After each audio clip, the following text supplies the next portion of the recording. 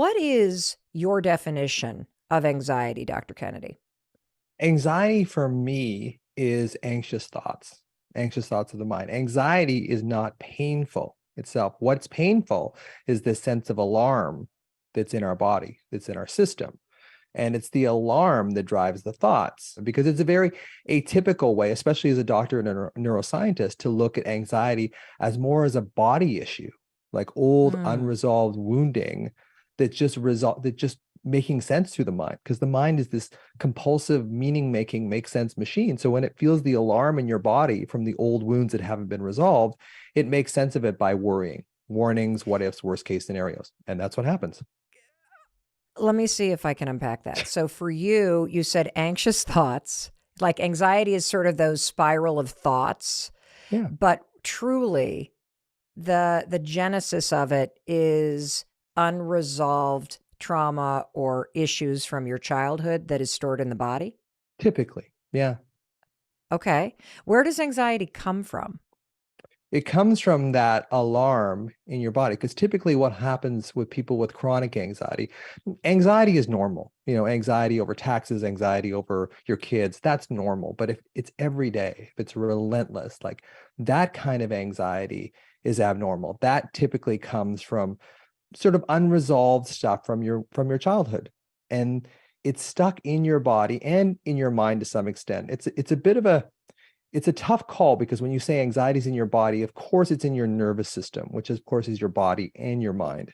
So it's really finding that place of unresolved wounding, that trauma that still sits in you, because that's the engine of what's driving your thoughts. So rather than thinking of anxiety as a thought-based process, it's actually a feeling-based process that's only kind of reflected by the mind. But we assume that it's the mind because we're so fixated on the mind in our society.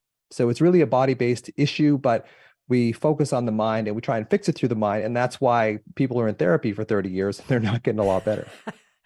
Um, that was so succinct what you just said, because what really went thunk for me was when you said anxiety is a feeling issue, but our mind tries to make sense of what we're feeling in our bodies. And we have had this approach forever Mm-hmm. in the world Mm-hmm. that we try to change or fix the thoughts in our mind with our mind. And what you're saying, which to me is revolutionary, is no, no, no, no, no. Let's forget the mind for a minute and let's drop into the body and let's talk about the feelings that are triggering this spiral of thoughts. Yeah, Is that a good summary? that's a great summary. I've spent the better part of my lifetime living with all of this unrest Me and too. unease and on edgeness in my body. And I have tried for decades to make sense of it, to calm it, to soothe it, to heal it through my mind.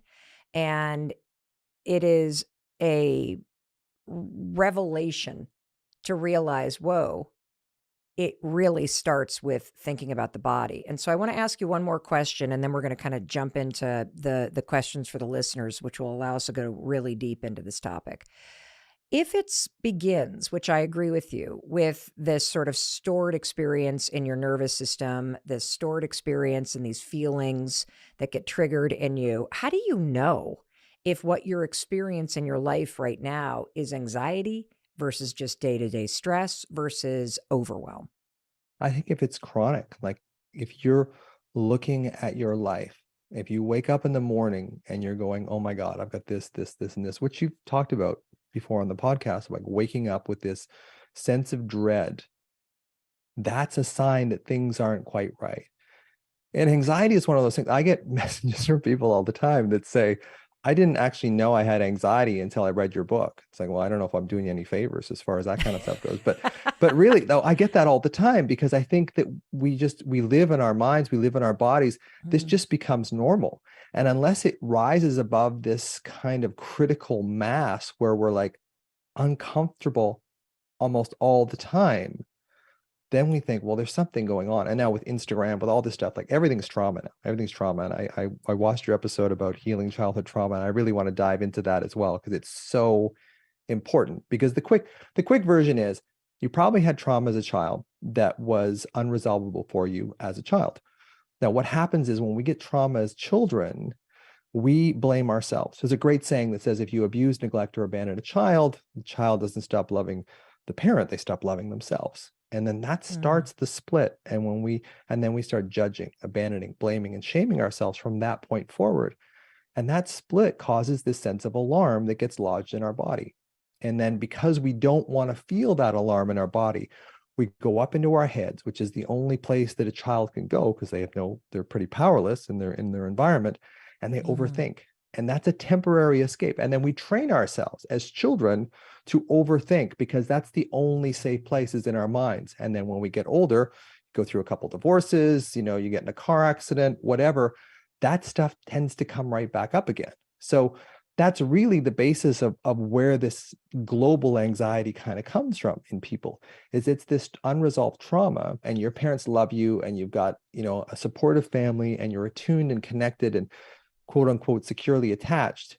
You can go through traumas like we all do in childhood, and they won't impact your nervous system to create this permanent change. Or I don't like using the word permanent because it makes it feel like it's hopeless, but it creates a permanent change in your nervous system. And trauma is anything that changes your nervous system, that stucks your nervous system in a pattern that doesn't allow you to get out of that trauma.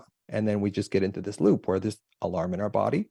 We make sense of it by making horrible thoughts in our mind, warnings, what ifs, worst case scenarios, which of course makes the alarm of the body worse, which of course makes the thoughts worse. And we get caught in this alarm anxiety cycle. And unless we see it, we can't get out of it. wow. One of the things that I love about you, Dr. Kennedy, is you are the loudest voice out there telling people you can heal anxiety, that you're not stuck feeling this way. You don't have to live your life feeling triggered or out of control or overthinking or on edge. And for somebody that is really struggling with anxiety, that seems impossible.